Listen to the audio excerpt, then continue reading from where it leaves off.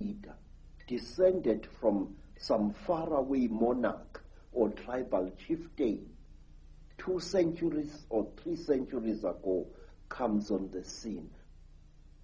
Again and again there seems to be this particular force which elevates its descendants over ordinary human beings.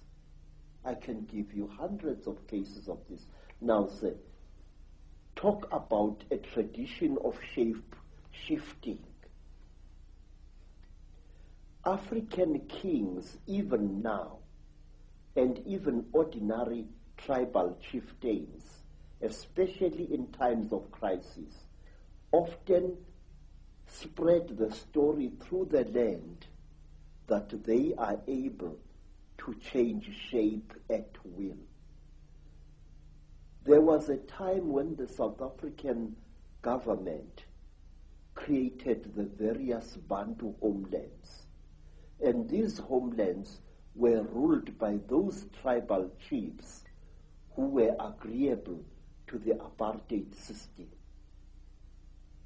Now, some of these chiefs were very unpopular with the people on the ground, and so to build a charisma around themselves, these chiefs used to tell people that they are capable of changing shape at will. It was spoken about a certain African chief in the Transkei who became one of the first rulers of one of several black homelands there, that one day his enemies were looking for him to assassinate him, and when they broke into his house, they found a huge lion sitting on the floor, and this lion growled at them. And because of that story, because even today word of mouth is a very powerful media of communication in black communities, all enemies of that particular chief left him well alone because they feared his shape-changing powers. The final question on this particular video, Credo, because we've got a lot more to say on others. Why is it that if the Chitahuli are all around us, which I certainly feel they are, and they're operating certain bloodlines. Now, some people see them shapeshift. That's absolutely without doubt. I mean, so many people I've met all over the world have seen it. Into reptiles and then back again, the George Bushes, the Henry Kissingers, these key people. Why don't most people see it? First of all, sir, I have said to you, Mr. Icke, that we human beings have got a blind spot in our brains. And this is what the Chitahuli and other alien nasty boys are exploiting. Look, sir, if we are a crowd and we are standing on a city street, we will see a man suddenly grow an extra arm. And many, many of us will see that, but will refuse to accept what they have seen. I have seen, sir, people going through severe trauma in train accidents, in car accidents, but they refuse to accept what they went through. I have seen women who have been raped several times, ferociously refusing to admit what they underwent. I've seen it many times. And these alien creatures know our weakness. They know that very often we human beings tend to censor what we see. If you are an educated professor and you see a spook, your educated mind will refuse to accept what it has seen. You will reject it and throw it to the back burner of your brain, and it will stay there. Hundreds of us see very strange things every day, but we refuse to accept what we see. Say, one of the things that a trainee Sangoma has got to learn, it is the ability to see.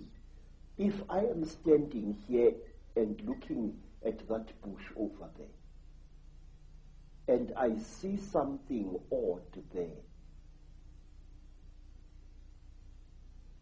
I must know what I've seen. But wait, sir, there is something else, something very, very, very, very important, which I and many other thinkers in Africa have found.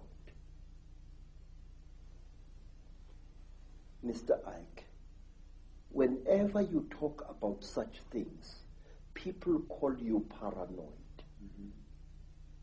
But no, you are really more sane than they really are. Say, there are certain vaccination things that are done to our children which rob them of the ability of seeing spiritual entities. Believe me, I can prove this. In Zululand, we were sometimes called before our chiefs, our inkos, and we were told that there is a great smallpox coming to the land and that all children must be vaccinated. Do you know that my mother's father, my grandfather, used to dodge that?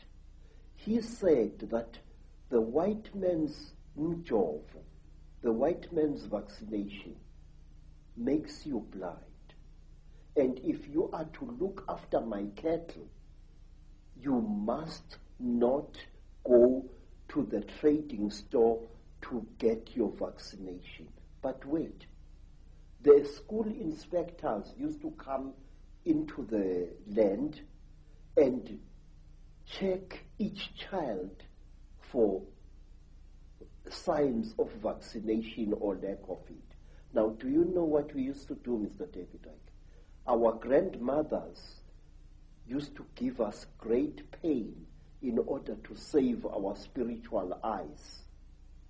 They used to heat grains of maize, and then they would heat this grain of maize, and using a piece of wood as tweezers, place it firmly against the skin of the child.